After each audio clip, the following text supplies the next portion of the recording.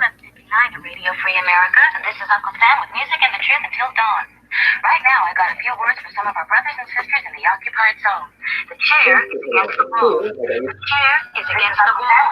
John has a long mustache. John has a long mustache.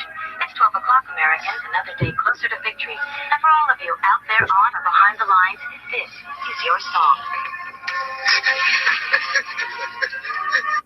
And welcome everybody to another of our Minuteman University interviews. We're talking to people in the Second Amendment community, an hour each.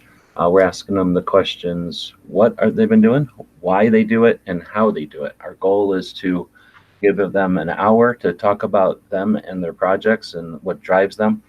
So often they're guests or panel members on shows that give them maybe moments to talk about what they're doing.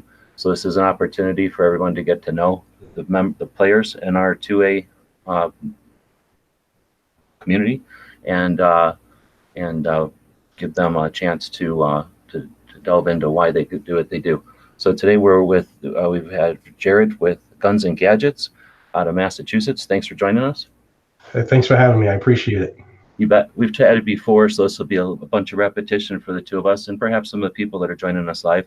I should mention we do this live on our biggest soapbox, which is the Gun Website's YouTube channel, but we simulcast everything we do over on gunchannels.com, which is a community we built almost 6 years ago now, a place for conversations like this. And everything we do online is an effort in new media, interactive communication here, conversation. So we're not listening to the radio, we're not reading the newspaper, we're using the internet. So I encourage you to be part of this conversation. So with that, I'll shut up. Let Jared talk about what he's been doing, and then we'll chat why he does it, what drives him, and then a little bit of the hows. So thanks, Jared, for joining us. All right, thanks for having me. So for all who are not aware, my name is Jared. I live up here in Massachusetts behind enemy lines. First, I apologize for my voice. I am under the weather, so if I have to take a break for a coughing fit, I will put the mic on mute. But I run a YouTube channel, which is simulcast in a couple different spaces, and Gun Channels is one of them. And it's called Guns and Gadgets, and it is your source for Second Amendment news is the tagline. And that's exactly what I try to be. I scour the country for news, whether it's good, bad, ugly, or indifferent, as it relates to our Second Amendment here in the United States of America. And all too often, it's usually some type of infringement or a planned attack on our rights. And I try to get that information out on my channel in short but sweet, but right to the point, no nonsense segments, so that we can all be on the same page as far as what's taking place. As you might recall, the last that's now 10 years, but the previous president, Barack Obama, while he wasn't as brazen as we're seeing right now, as far as bump stock bans and red flag bills, he did a lot behind the scenes to attack different states. Michael Bloomberg has done a lot to attack the Second Amendment in a lot of states. And what I saw was that if there wasn't somebody out there acting as that canary in the coal mine, I didn't know what was going on in California. And people in Maine didn't know what was going on in Oklahoma, which is a tactic they use to divide and conquer. So I try to get the information out so that we can all be on the same page, because at least in my opinion, the more knowledgeable we are as a base of pro 2A people, the stronger we can be. And we'll know the truth when we see it, and we'll know when we're being fed party lines. So that's what I started my channel. It's been 3 years now. Started it when I was out of work with an injury, because I would get a lot of questions on laws, because I was somebody who was always trying to stay on top of it, had an interest in it. And I figured, well, if people keep calling me, then maybe there's an interest. So I went on to this new thing called YouTube, and did my first video in my basement, and it's kind of flourished from there. Excuse me, I got a coughing fit. Right on. And we've got some questions already coming in, and I've been sharing some of the platforms. So your project has, like you say, kind of developed. We'll talk about that, but your I would say, fluent in, or at least you're very efficient in getting the information out to all the different platforms. And like you said, it's a concise message that you've honed to be able to get it. I guess efficient is the word, but then you're good at getting it out to the different platforms. Does that tie up a bunch of your time, or are you using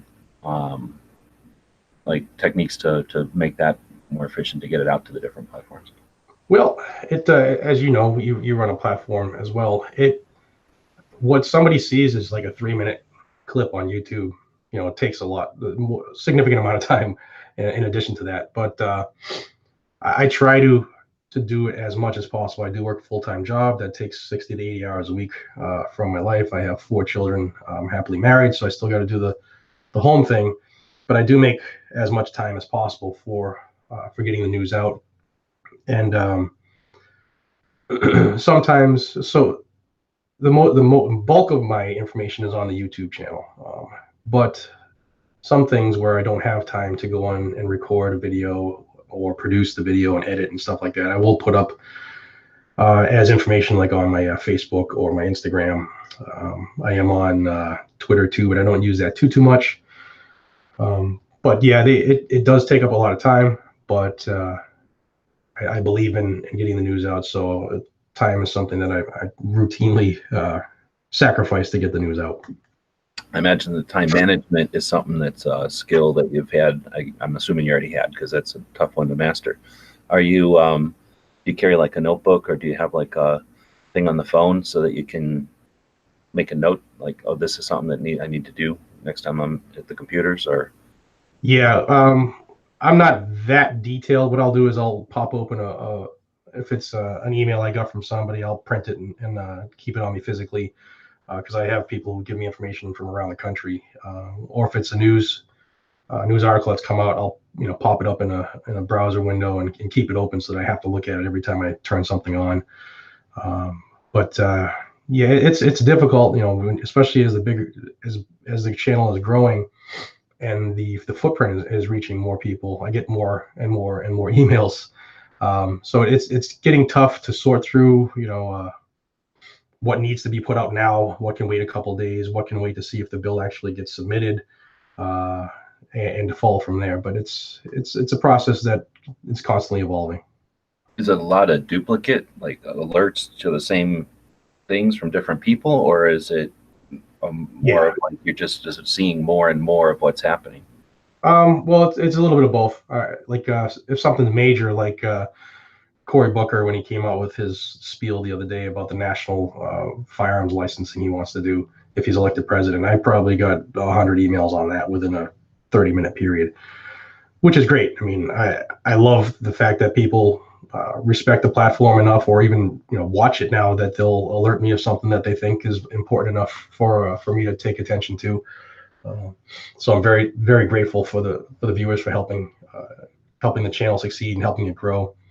And then every now and then you get something that, well, I don't want to minimize things, but you'll get something that somebody will send you that's important to them as an individual. And while it might not be video worthy, I will try to deal with that like on an email basis. So if somebody's experiencing a situation, say with firearms licensing, and wants some information that way, if I can get to that, I'll typically answer that on a one-to-one basis. I won't do a video on that. Now, as you accumulate a bigger grasp or like a bigger insight to the stuff that's happening out there, like when you talk about specifically like that last example of someone who's got an issue that isn't national level importance, let's say, it's not an alert, let's say, that is got a time constraint on it or some deadline. Do you look at the content that you're creating, as far as like playlists on Gunstreamer, for example, or maybe on what is it, Instagram? You can use those, the live. You can save the lives as highlights. Do you accumulate that stuff or archive it, I guess, in order to point people to something, let's say, that gets asked a lot? If a question gets asked fairly regularly, do you start to save video links or something, or in a playlist, and you could say, hey, check out this how I answered this question here? Yeah, I to an extent, I have three major playlists on my channel. One is for state attacks, state bills that are attacks, basically just a straight up attack on the Second Amendment. I have another playlist for federal bills that we all need to be aware of, and the other big one is the red flag videos. That is by far that's the biggest risk we have right now related to the Second Amendment. And those are my big threes. I do other stuff like I'm trying to add more shooting content to the channel, and I'm going through an AR pistol build right now, so there's a playlist there. But most of the questions asked fall into one of those three main categories, whether it's a state bill, a federal bill, or a red flag.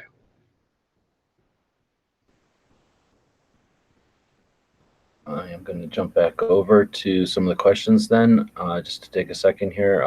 Pete was asking on the gun channel side, has your channel and your Pro A stance cost him anything with the job? In my particular job, I'll say no. I'm very lucky that my boss is very, very, very pro 2A. Will that remain that way in the future? I don't know, but this is something I believe in more than employment. So when I interviewed with him, I told him this is what I'm doing and I'm not stopping. So has it affected me in other facets prior to this location where I am now? Yes, it has. But I believe I'm doing something that's bigger than myself, and because of that, I will continue down that path, no matter where it leads.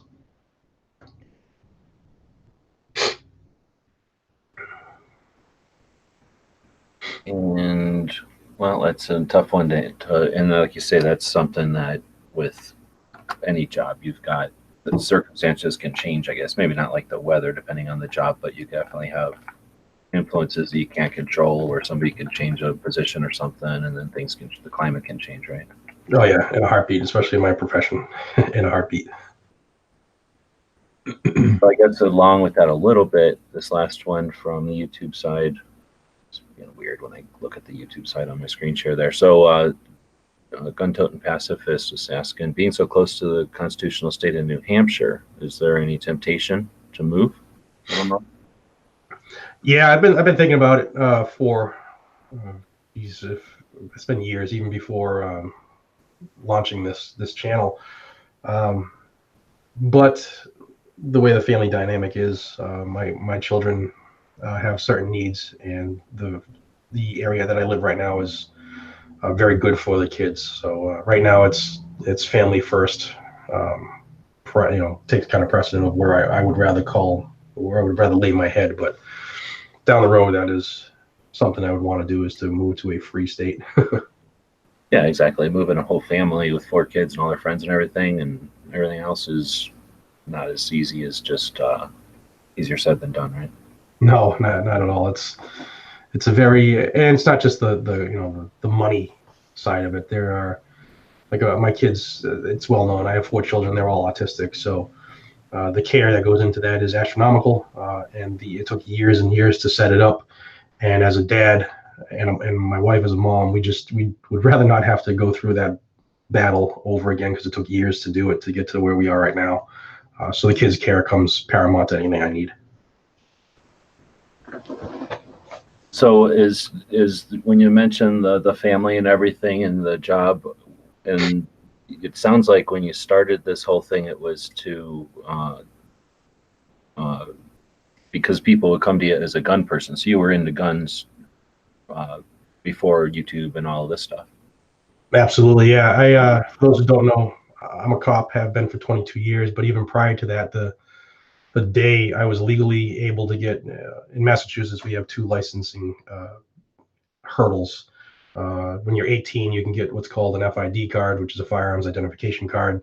As an 18-year-old, you can get a shotgun or a rifle. And then when you turn 21, you qualify for an LTC, which is a license to carry. You can carry concealed, and that's for handguns. So literally the day I was eligible for both of those, I got my licenses, and I've been an avid shooter and gun guy since then. And for 10 years, I was an instructor. In fact, I'm actually getting back into that. By the beginning of July, I'll be instructing again. So it's been a passion of my life for a long time. What kind of shooting do you like best? Any and all that I can get.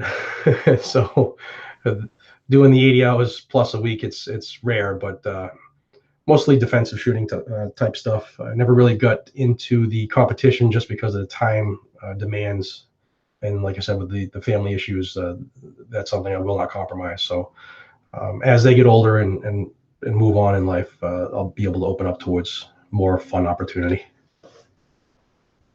So when you talk about training, is that like CCW type training, or is that like a scenario type of training, or? Yeah, CCW, different courses of fire for military and police, that type of stuff, active shooter training, stuff like that.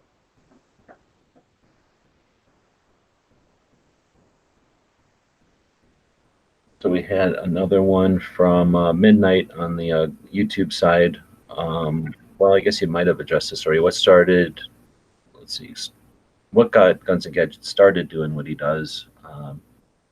I'm guessing, since he says seems very on top of the 2A happenings, let's focus that more on the decision, or I don't know if it was a decision as much as maybe a progression, or how did it develop into the determination to do these on a more regular basis? Sure. So I've always been, when I was younger, I used to call myself a big fan of the Constitution, and I knew a lot of it at a very, very young age. Really, when we did in grammar school, I loved anything we talked about the colonial days and the founding fathers, and the fact that I lived in the area where freedom started when I was a kid meant something to me. It still means something to me. The day that I graduated high school, I watched Full Metal Jacket, and that same day went down to the recruiter and joined the military. When I got out of the military, I went into the police field. I've just been somebody who believes in what the stars and bars is. I believe in our country. I believe in my oath dearly, and it for lack of a better discussion or explanation, it means something to me. It's real. So because of that, when I see things taking place like a magazine ban, or certain classes of people can't have guns for whatever reason, or certain classes of firearms aren't cool anymore because of somebody's political ideology, that means something to me. And I thought there has to be more people out there that share the same passion for our country and share the same passion for our freedom. So when I started the channel, I think the first video I did was actually an Alien Gear holster review. And from there, I think I did one video on the news, and I was trying to do like a review and some news and go out shooting and stuff like that, like all the other channels you saw on YouTube. Well, but let me stop for a second. Yeah, sure. What year was this? I think it was January of. Well, I started the channel in 06, but I really got busy about 3 years ago. Okay, so I'm just going to say most channels, that delve into stuff don't intentionally put news in there. They'll either go news and they're a news channel, or they'll go reviews or something, or talking about their shooting experience or something shooting. But rarely do they intentionally add that, because it's a killer. It's a view killer. It is, yeah, definitely. And I mean, you knew that. So, I mean, it's not, let me ask this question. When you started doing the YouTube, did you look around and figure out the YouTube game, or have an idea of the YouTube game when you started it? Or did you literally just start fresh and decide this is a place to put videos I've heard of before? I'll be honest with you, I just jumped into it and said, this is a place where I can put my opinion out. I can put the news out, and if people want to watch it, then hopefully they'll find it. Okay, so you weren't already watching other people's videos and in the conversations and said, oh, there's something missing, I'm going to add something to it. You just were like, hey, I just have an interest in sharing, and I'm going to start sharing on this place called YouTube. Yeah, it's pretty much how it started. And then as it evolved, I saw that there was nobody who was doing strictly 2A news. It was nobody. A couple of the big channels would key in when like Hearing Protection Act was being talked about, or national reciprocity and all that stuff. When the big stuff hit, everybody was talking about it, but nobody would tell anybody what was going on in Pittsburgh. Nobody would know what was going on in Mobile, Alabama. And I thought that was just as important, if not more, than the major national headlines. Yeah, and like, because yeah, exactly. Well, you know, we're preaching to the choir with that, but exactly. So then, did you meet any resistance at all, or were people immediately as because I'm assuming the people I know online are thirsty for info like this. So was it a were you feeding a thirst, or was it a hard pill to swallow? Oh, it was a hard pill at first. The channel was very, very slow to start. Um, and and then that was even before the apocalypse stuff had happened. The channel was doing better before that started. Um, but with all the shadow banning and how YouTube will suppress your videos, I have seen a drastic drop every time that happens. But in the beginning, it was a struggle, trying to get people to trying to get noticed, basically, for a lack of a better term. It was a struggle, but I just kept doing it, figuring, you work hard for it, eventually it'll either happen or you'll go crazy trying. Did you enjoy the process of developing your craft? Did you know the building the videos become easier, or has that always been just a not a challenge, but like an effort? Is that a task that you have to do? No, I love the process. I'm a technology geek, junkie wannabe anyway. Um, but when I first started, it was an iPhone 4 and a light bulb. And as it's gotten bigger, I've been able to, go out on more on a ledge, and I'll buy equipment to try to get better and make it more efficient. And now I have a 4K camera that I purchased recently. And actually, just before coming on, I was talking with Apple to need a new computer, so that's got to be done. So I'm making investments in it, hoping that it pays off in the long run to make it a better product, so that when people watch it, because my channel is video based, that not only are they getting the information, but that they're not turned off by poor audio or terrible lighting or something that's going to keep them there. Because I try to run my channel like a community, like a family. I want folks to come to me and trust me with the fact that if I think that there's something that's worthy of me taking 2-3 hours to put a video out about, that it should mean something to them, that they need that information. That's cool, and I think I'm always an advocate of down and dirty. The what do you say, the message is the important part, but there's definitely, I mean, I do that in spite of the more traditional, I think, mindset that if it's presentable, if it's professional looking and presentable, it conveys the message much better. So you have to deliberately be looking through my garbage pile to find the nuggets, where when it's presentable, it's attractive, then it's definitely a better outreach, and it's more effective. So Right, yeah. And as you know, it it never stops. Like, microphones blow out left and right. You trip over lights and they blow out. So it never ends. But yeah, I constantly strive to make this better every single day, whether it's how I deal with. I mean, if you just watched my first videos, I was a train wreck as far as how I was talking, and I try to get better in every facet as it goes along. I hope that that it works out, and that the viewers continue to follow.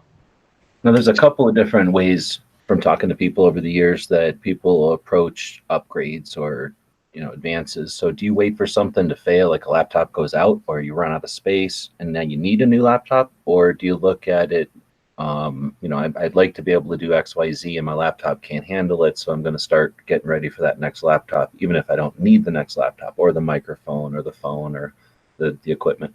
Yeah, I try to be proactive in that, but for kids with special needs, kind of has a big say in what I can do, for my my hobby of YouTube, as my wife calls it. But like right now, I mean, I have a laptop that's doing the work, but I'm totally out of space, and I'm constantly purging and erasing everything. Like, so I have to address that, and it was just negotiating with the Apple business before coming on to try to make that happen. But it's most of the time I try to be proactive, although sometimes I wait until it absolutely is necessary, because this isn't a self-sustaining business, and by any stretch of the imagination. So family comes first on that stuff.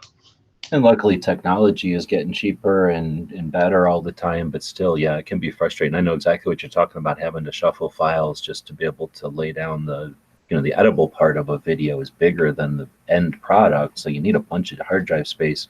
And then if you got a bunch of files that you're referencing and everything, yeah, you need a bunch of just space to do stuff. And it gets frustrating when you have to move things around just to get enough space to do a 4-minute video. And then you try to do a 7-minute video, you're going to move more stuff. Yeah, it's crazy. Especially if you get, like, I started shooting 4K for a little while, and once I saw how that was just destroying every hard drive I had, I stopped that. I went back down to 1080. Exactly, and I had the same dilemma every time the tech has changed and computers get bigger, because yeah, you want to take your video at least in the largest, best quality ever, and then that just becomes huge storage, huge storage. Yeah, it's crazy, especially when you go to the higher frame rates. It's just insane. Now, when you do delve into, like, say, an upgrade or an expansion or a change in tech, how do you go about it? Do you collaborate with others? Do you ask them what they've been using? Or do you have, like, a crew that you can ask that kind of stuff to? Or do you go to, like, a lot of times I'll just go to YouTube and look for, like a channel maybe that, like when I was looking for a dash cam, I just went to a channel that specialized in dash cams and absorbed a bunch of info, made a decision, and moved on. How do you make those purchase decisions? How do you do your research? Well, I'd say it's 50-50. YouTube is where I get it's basically my master's degree. I go to YouTube for everything, because if I don't know it, chances are there's some 12-year-old kid on YouTube that's mastered what I'm trying to learn. So I definitely use that. It's a huge tool. It's untapped by many. But the other half is my son. My oldest son I think he knows more about Apple than Steve Jobs did. I mean, his kid can quote you stuff from the first Mac. He knows what he's doing. So if I propose something that I want to get done, he'll tell me exactly what I need and how to get it done. And so with the combination of the two, and then I go down to the wife who has the purse strings and see if we can make it work or not. Oh, that's very cool. Yeah, that's pretty neat. So it's sort of a family business then too. Yeah, he's kind of following in my ways. He's got 2 YouTube channels that he runs. So it's nice to see that, I don't really realize it, but this is having a positive effect. He's reached out and can express himself through his channel too. So it's refreshing as a father to see that. Well, that's awesome, because obviously with him being aware of tech and doing channels, then he's going to be able to feed information back on the platform and on trends and techniques and stuff. Yeah, he's shameless plug time. Technology and Toys is his tech channel, and then he's big into Pokemon, so it's Ace Trainer Jake. So if you guys have anybody who's listening or in the family who's interested in that stuff, check out his channels. Technology and Toys. Yeah, it's Technology & Toys, no spaces. I don't know why he did it that way, but and keep in mind he just turned 18, so he's not. It's not like you're watching something major. That's him right there. Yeah, that logo. Right on. Oh, we're gonna hopefully get a couple more subs. Yeah, help the kid out. He's busting his butt, and he's only got 300 or so subscribers, so he's a good kid. The neat stuff about putting stuff online, and I'm sure you've seen it and maybe experienced it, is you put something out there, especially something like a piece of gear, or a topic that's relevant, not just a headline, the evergreen type of stuff, the stuff that's relevant throughout time. You put stuff out there and you start to accumulate. It's neat to see something that you've done 6 months ago or 6 years ago even hit and catch on somehow, and catch and bring your overall project up. So yeah, it's all about putting in work. And yeah, it's pretty cool. I did a video, almost 3 years ago, solid 3 years ago, on the Apple Watch. I bought an Apple Watch and it wasn't charging. I figured out the problem, just did a quick little 2-minute video on it, and to this day, 3 years later, it still is an issue with Apple. So it's got a couple 100,000 views, and so you never know if you're out there thinking about starting a channel, and if you're having a problem, somebody else out there is having a problem, and you can actually turn that into something you can do for the rest of your life, basically. And let's see, I'm scrolling through, so I apologize if I've missed any questions on the YouTube side. There's quite a bit of conversation going on over there, which is awesome. But if I did miss something, feel free to ask it again. And of course, on the YouTube platform, if you put an %, or the @ symbol, excuse me, and then our channel name it'll be highlighted for us, so it'll make it easier to see. And Jared's in the chat too, so feel free to ask questions over there. If Jared, if you see anything that you wanted to address that I missed, feel free. Yeah, actually, if I could, Rupan RX, I don't know how to say it, but he's asking a question specific to Massachusetts license to carry. He says, I have to renew my LTC. Should I make Pro 2A private on my YouTube? No, don't worry about that stuff. 99% of the licensing officials will not look at your YouTube. So that'll help you. That's one of those, I mean, I don't want to get too much into specific law stuff, but that's one of those things that I'm frustrated by when they talk about looking at your social media history or whatever. Think about the bureaucracy that would create, like how many human beings that would take. There's no robots. I mean, I guess there's some robots that can help them with that, but there's still got to be people. It would just create whole departments of people if they were going to start researching everybody's social media, because we do a lot of social media stuff. They would have to depend on like algorithms and stuff like that. But even still, that's an area we never want to get involved in. Oh, heck no. Yeah. So it's one of those things where it's like science fiction, but so was bullet ID. What's the word? Where in California where they've got the stamping. Yeah. That doesn't even exist, and they haven't. Or I guess in New Jersey with the smart gun stuff, like there are things that they will put laws on that don't even exist yet. So we got to be careful about some of that. Yeah, and they know that it makes it just the microstamping technology in itself is so cost prohibitive that it can't happen without making the firearm purchase astronomically much higher than it is now, and they know that, which is why they try to do that stuff. So we got a super chat. So on the YouTube platform, there's a feature that allows channels that are large enough size or been around long enough opportunity for the audience to throw money at the chat. So to throw funding at the channel. So we do appreciate Jim for throwing a $4.99 super chat over there. It says, well, listening while mobile, so can't be on the gun channels. But given that your kids are autistic, have you been able to do much with exposing them to firearms? I don't know what, we don't have to get into personal stuff, but we don't know what age they are either. So no worries. My oldest son, took him out last summer, taught him how to shoot the AR, and he did really, really good. So because the way he processes things is very technical. So when I taught him how to zero a scope in and make adjustments for windage elevation, it was, I said at one time, the kid mastered it. So he did really, really good at the range. And we're gonna, as my schedule starts to open up, I hope in the next couple of weeks, we're gonna go back and we're gonna move on to handgun and stuff like that. And then going along with that super chat, I wanted to also address funding. So none of us have angel investors or Bloombergs that just trickle $1,000 bills on us. So I appreciate the super chat. The technology behind that is YouTube will take something like 30% chunk of that. But I do appreciate the intent there. And I just want to use that as an opportunity to mention that Guns and Gadgets, or Jared, is on Patreon, as are quite a few people that are doing valid Second Amendment projects.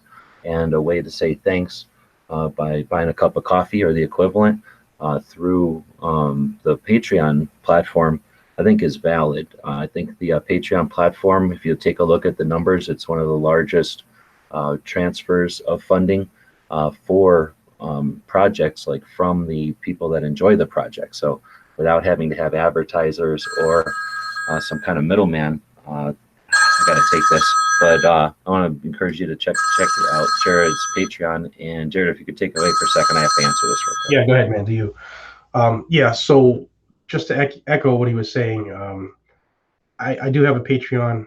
I started it at the request numerous times by some of my viewers, because I didn't want to be that guy who asked people for money, but I did start it, and I just want everybody to know, if that you do happen to donate some of your own hard-earned money, I'm extremely, extremely thankful and grateful. It's very humbling for me when people do that. And I want you to know that 100% of anything that comes to the channel goes right to the channel.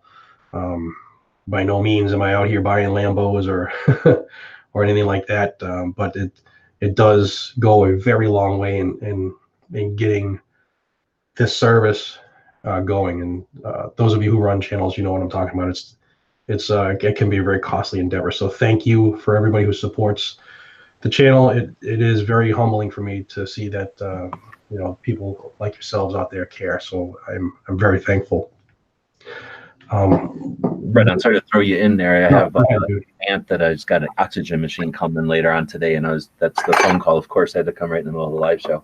But throwing you on the bus there, I want to take a second and just say this publicly, and because the crowdfunding, I've used the crowdfunding method of making products happen that shouldn't exist on my playing cards and some of the patches and stuff don't really have a need to exist.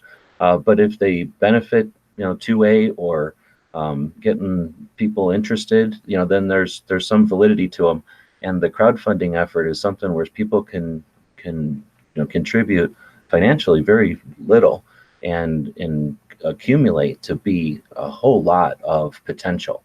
So a lot of us, capitalists and having 9-to-5s and paying taxes and understanding how the thing works, think of this as some sort of handout for somebody's hobby. But honestly, if we're looking at the big picture, and we've got the Bloombergs who have basically untold resources, the amount of money that Bloomberg actually spends is not a big percentage of the money he has. So right now he's being very efficient with his capital, and we've addressed a little bit.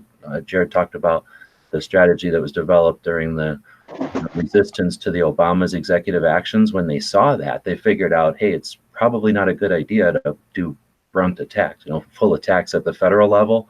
Instead, let's do a whole bunch of little state attacks, and that strategy has been working really well for them. So when we're looking at the big picture and how the antis are structuring their fight, what do we want? Do we want a bunch of amateurs that are doing this stuff on their spare time when they can afford it, and up to the whims of our everyday lives? And if we are able to be in the fight, I don't know about y'all, but I've been paying attention to this since probably 2004, and the waves or the comings and goings of valid projects based on the amount of either private funding they have or whatever resources they're able to put into it, the chance or the happenstance that they catch the favor of something that can give them some additional publicity and funding. That's something that unfortunately I think that's why I don't think we have the need or the time to wait for things to happen accidentally or randomly. We don't need to do that. If the more people that we get to understand that by using their money, they can fund projects like Jared's. This isn't a plea to fund everything that you've ever seen anybody who decides to do something as a hobby, but again, 1,000 people buying Jared a cup of coffee changes Jared's project from what it is now to something that it could be. And who do we want on our side? I hear pleas to join the large organizations, and those are all valid. Become life members, but that Patreon platform is things like Liberty Doll. We saw her first live show last week. I guess we're plugging other people here, but so there's lots of good content creators out there. And as I can tell you, it's neat to see people develop, and it's frustrating to see people for all different kinds of reasons have to fall aside. And we don't need to deal with that, going forward. If we empower our community to realize the advantage of having funding ability like this to the players, to the real players, we can change things. So I didn't mean to sidetrack your hour here with the I guess a commercial for the concept of crowdfunding, but I saw the super chat come in, and it's like I say, it's a double-edged sword. I do appreciate the $4. You can't imagine how much I appreciate $4. Seriously, that pays a chunk of a bill. I'm not playing with a lot of money around here, but at the same time, I know that YouTube's going to take a bite out of that, and that Patreon platform, when you do that, when you can accumulate numbers on the Patreon platform, it brings more people on board, right? You'd have to be live in here, and I'd have to be making enough super chat income to want to encourage that. And I don't want to discourage it, but I want to use it as an opportunity to talk about, there is an opportunity for us to change the playing field through throwing around $5 a month at people. Right. Yeah. Well said. And when you were taking that call, I kind of led to the same thing. I'm sure I'm speaking for many of our fellow YouTubers here in the gun community that are small. We're not all the size of Hickok or Such or Mr. Guns and Gear, but every nickel that someone is gracious enough to send our way goes to make this possible. And I am ever grateful and humbled when people do that. It's still something I'm uneasy with even accepting in reality, that people care about this enough to help out. So just know that I am forever grateful. And without you, and I say it numerous times in my videos, without you people watching, this doesn't happen anymore. So thank you very much. From the bottom of my heart, it's very humbling when you all do that. So thank you.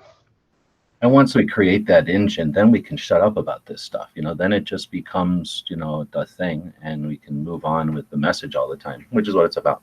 So with that in mind, Pete asking on the YouTube side, do you have any collaborative efforts or groups or other channels? And I think there was a similar question earlier. Nope, that was the exact same question. So yeah. So I've done a couple videos with Liberty Doll. She's somebody who I consider a friend. She lives here in Massachusetts. Great channel. Check her out, guys and gals. She's not strictly 2A. A lot of good news information that's happening in a multitude of platforms. But I have been talking to other channels. Like I said, because I'm kind of, I guess, niche, where it's just 2A news. You never know who knows you, and I'm not that kind of guy who's going to go, hey, you run a successful channel, you need to have me on and stuff like that. So with that said, while I was out at the NRA show, I met with a couple guys who run channels that I've been looking up to and that have been inspirational. Hank Strange has asked me to come on his podcast. You are having me come on this, and I'm very grateful for that. And I'm actually, if I can do a shameless plug, this Saturday, there's an event going on in Harrisville, Rhode Island, from Enforce, the Weapon Light community, the Weapon Light company. They have invited me to go to their shoot. I'll be there with Such and Mr. Guns and Gear. So I'm trying to make those connections to help us grow. Whether they'll be interested in collaborating, I'm not sure. We'll see. But I am trying to, I guess, branch out as much as I can to get people to see the channel and get the news and realize how important it could be. So I'm trying, and I thank you for doing this as well, because without you, I'm not talking right now. So thank you. Yeah, right on. Well, I appreciate taking the time. But that's the kind of stuff when you, those are the things that's hard to quantify, right? When you go to actually attend something with people, it's the lunch times and the glances and the you got camaraderie or whatever that gets established there. So then, maybe you don't do holster reviews with them every Thursday, but if something comes up, you've got another voice out there with a massive reach that can help you amplify, right? Yeah, exactly. I've done some stuff with the Daily Shooter. He's out of California. He does very similar to what I do, getting news out about California. I got to meet him and became friends with him at the SHOT Show. Same with excuse me, Coda Boy 32. John is a good buddy of mine. We've done some work together, and we'll be doing a lot more going forward.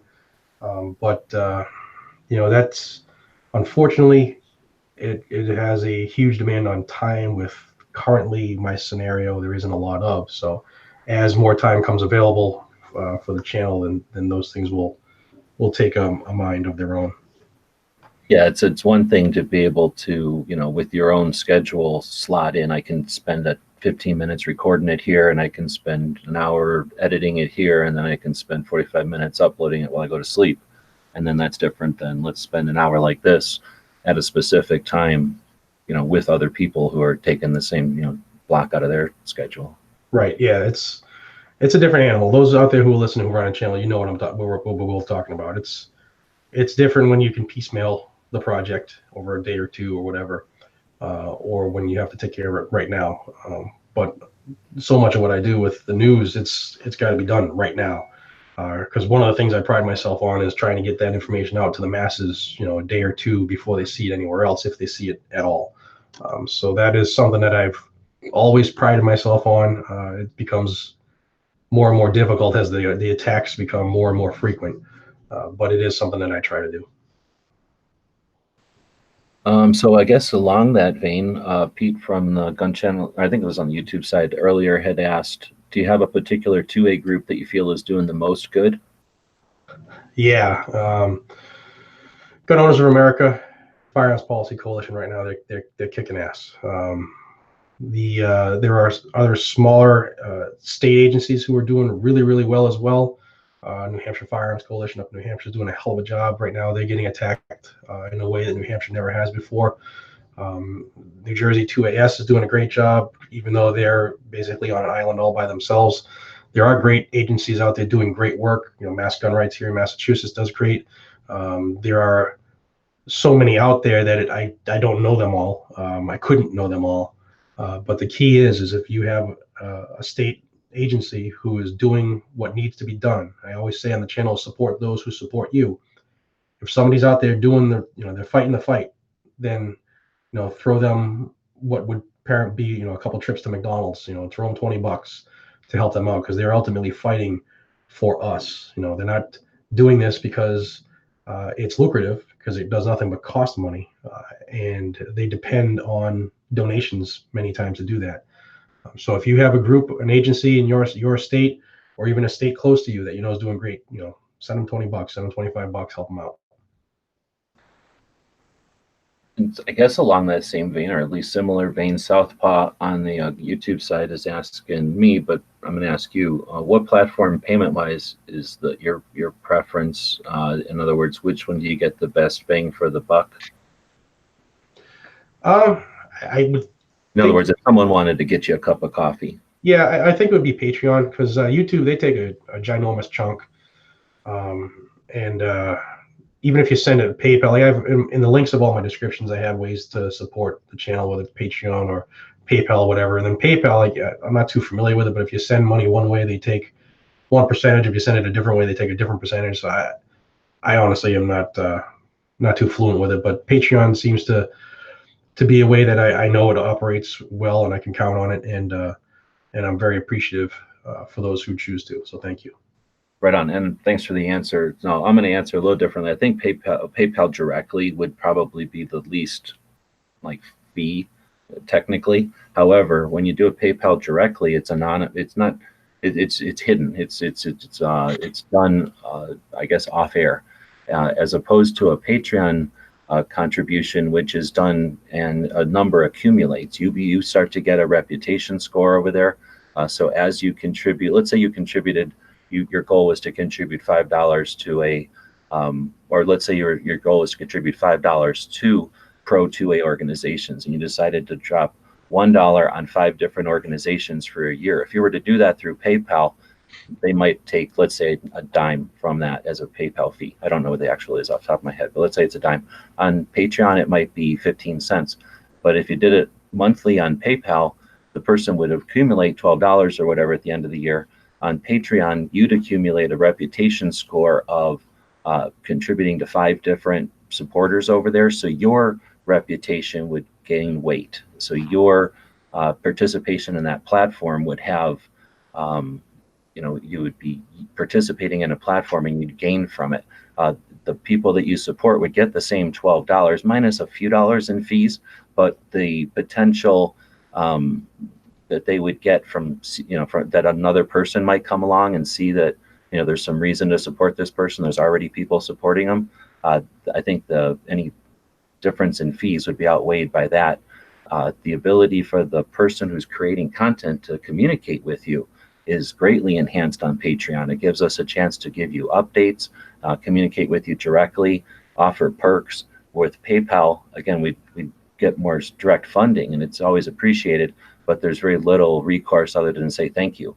So the Patreon platform is pretty valid. Now, with all that said, it certainly would be nice to see a nice true 2A funding platform out there. So we'll continue to work towards that overall goal for all of us.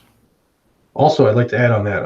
I do know that PayPal is anti-gun, and I do know that if you do give money to somebody via PayPal, if you do it in what would be considered the wrong way, like I know, like this happened to my friend Liberty Doll. All right, somebody made a donation to her through PayPal, but the way they did it, they closed her down on PayPal because it made it seem like she was a business and not an individual, and that person's donation, while it, seemingly was looking to help her, caused an issue.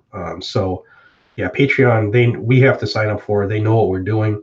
They know that it's channel based, and they have the tiers for that stuff. So it's specific for the creators, which is, like you said, it's probably the solid way to go. I'm going to take a second here and introduce you to some project that we've been doing. We started in 2013. I don't know if you've seen the patches or whatever for Every Second Matters before, but you mentioned, the when you were asked about the group that does the most good, and you basically, like you said, there's just so many groups out there. That's one of the frustrations that I've had is, number one, what are all the groups and how do you find out about them, to know, who to support. But then, how did they, if they're small or if they're, in a focused area of the community, how do they get the word out? So we built a thing called Every Second Matters. It was really just an awareness campaign to begin with in 2013 when we saw some of the apathy from that initial resistance to Obama's executive actions.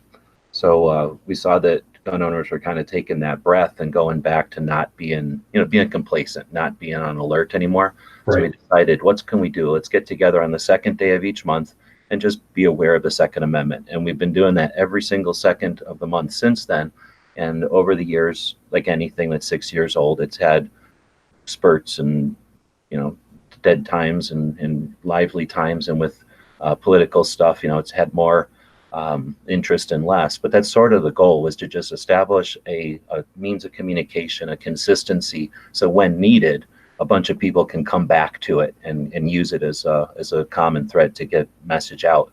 So one of the things we do have over there, I guess I was gonna mention, is we have a section called organizations, and that's pretty much any organization that is doing stuff that's pro 2A, we put in here, and anybody's welcome to add organizations. It's not for manufacturers or forums or something, but it's for organizations that are working for pro 2A stuff. So if you know of one that's not in here, feel free to sign up. There's no cost to join or anything, and add the organization. Ideally, it acts as the catalyst for, let's say, the organization I'm most familiar with, Arizona Citizens Defense League. These guys work on an old Yahoo message board system. It's very difficult for me to deal with their means of communication, but I can take some of that and amplify it over here. And some of these other organizations that either don't have a big staff or don't have a big voice, we can all pitch in and amplify their messages. That would give people that are casually interested, the fair weather activists, when you log in, there's a main news feed. So the more people that are contributing content to something like this, then that gives more people one place to focus. So I don't want to throw too much on Jared's plate, but we will be working with him. One of the questions on the gun channel side is, does Jared know about Every Second Matters? I took this opportunity to kind of explain it to you, but again, without throwing it all on your plate here, what we'll be working with is amplifying some of your stuff over here and working with Dead Horse on gun channels with Early Watch, getting the Early Watch Nation back together, which was basically playing zones. I'm not a big sports guy, but the idea of people in each state that are familiar with the infringements that are happening to them individually, each putting their stuff together in one place, gives all of us one place to keep track of what all's happening. If someone's creating content, it gives them one place to hear what's all's happening. So maybe we can use something like that to work together to get us all aware of the rope so that we can all pick it up and pull it when needed. Yeah, that's a great idea. That's an excellent idea. So again, I mean, I'll take into your time there, but you did get that question. So I don't know if you've ever seen the Every Second Matters thing, but that was that question. I've never seen the website, but I do remember seeing Yankee Marshall a couple times mention it in the past. Yeah, I honestly didn't even know there was a website of it, so I'm glad you told me. So I'm gonna be checking that out. Let's see. So a question from David on the gun channel side. I think I'll wrap it up. You've got to get going, and it turns out I have to go help deliver an oxygen equipment. So do you think getting into politics will help or hurt your influence in the public realm? I mean, like physically getting into the political ring, I think there's no chance of that, because people like myself would get. We typically, like, patriots who believe in the Constitution in Massachusetts don't go anywhere as far as elections. But going forward, getting into the political realm, it's definitely hurt in certain areas. But like if I just did a shooting channel, for instance, I'm sure I'd probably have a lot more subscribers than I do now. But I do know that whatever I have now, 94,000 subscribers, I know that every one of those 94,000 subscribers is interested in what I'm interested in, and that's saving the Second Amendment.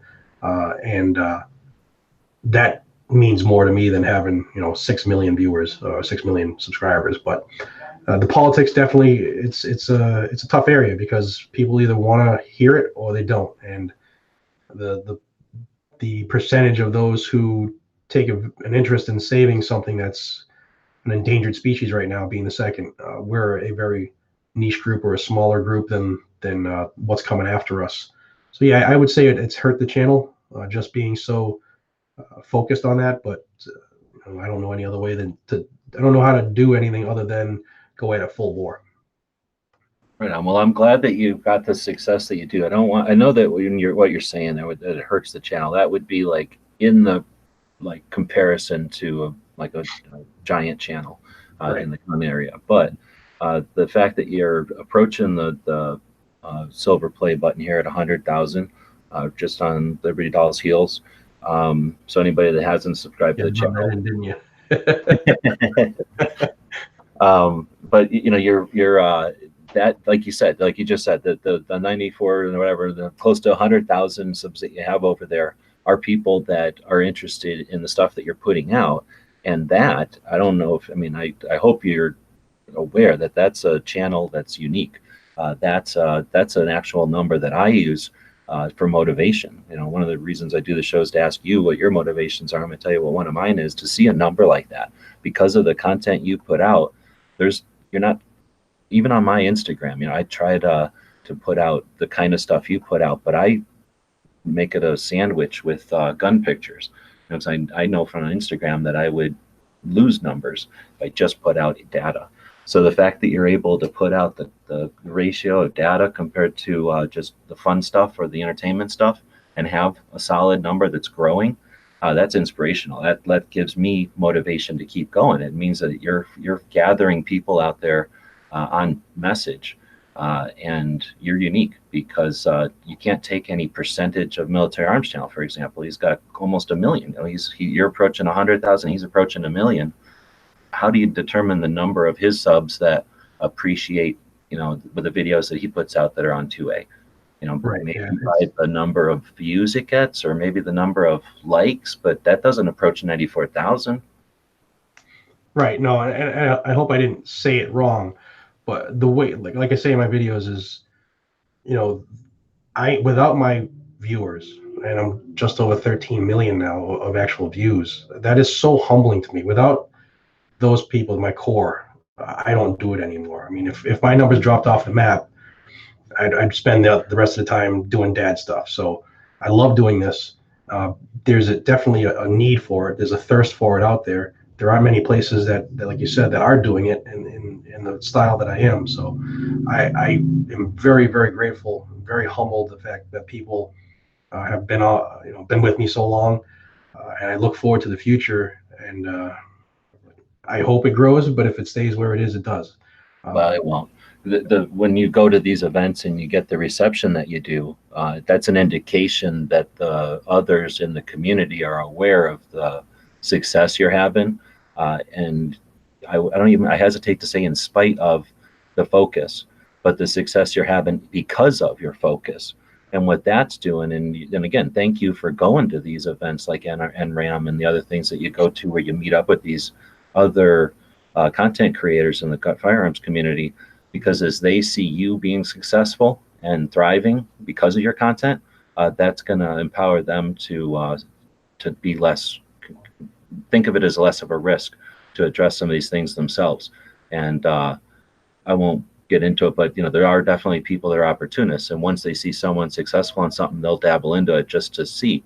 Right. And how awesome would it be if some of the massive channels dabble into some of the important stuff, and we see your numbers skyrocket, as an indicator, again, like the litmus test of or the pH paper or whatever of the community that's actually focused on this stuff. Right. Yeah. No, well put. I understand that. That's a good way to say it. Now, one of the questions that someone asked, I think David asked a while back in one of these interviews, and I like it, is where do you see yourself? Where do you see the channel in 5 years?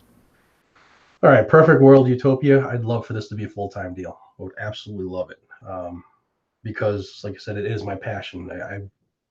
I love doing, getting the information to the people who need it. So that's my perfect scenario. My real world scenario is that I'll be able to have more of a reach, more of a platform, and just help where I can in getting the information out and maybe helping some of the Second Amendment battles. And ultimately, I'd like to be somebody where, or have the name Guns and Gadgets mean something to some of the major gun groups, as far as, maybe I can get some information. Like, I've been doing some work with Gun Owners of America, so I know that they know me. So if I could just continue that down the road, that would be excellent. Oh, they know you. You're more than making a splash, man. You're the atomic bomb that we've needed for a while. So I'm glad you're doing it. It's good to hear that you've got goals like that too. So that again, hopefully people feel more than confident and enthusiastic about supporting you, so that they can see it move to those. I have to ask the last question here, and then I'll wrap it up with letting you talk about how people can contact you, or where your main, I guess, distribution channels are. But Midnight out here on the gun channel side is asking the big question: is a hot dog a sandwich?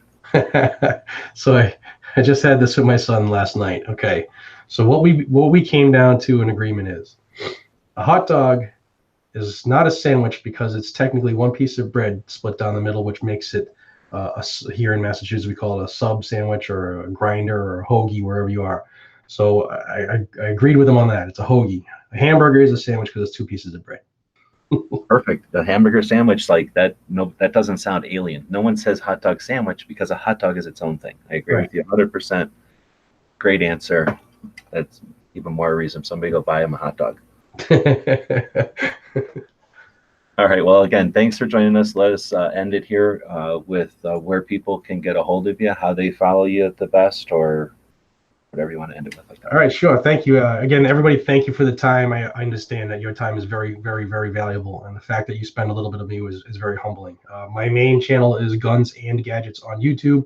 You can search with the ampersand; you'll find it easier. But it's there, and we are growing. The other platform I use most of the time is Instagram, because it goes out quicker, and my Facebook when I'm not in Facebook jail. But I'm also on gun channels, Gun Streamer, YouTube. Obviously, I have a Patreon account, and I also am very blessed to be able to contribute to ammoland.com every now and then. So you can find me on a multitude of places, and I would appreciate it if you would.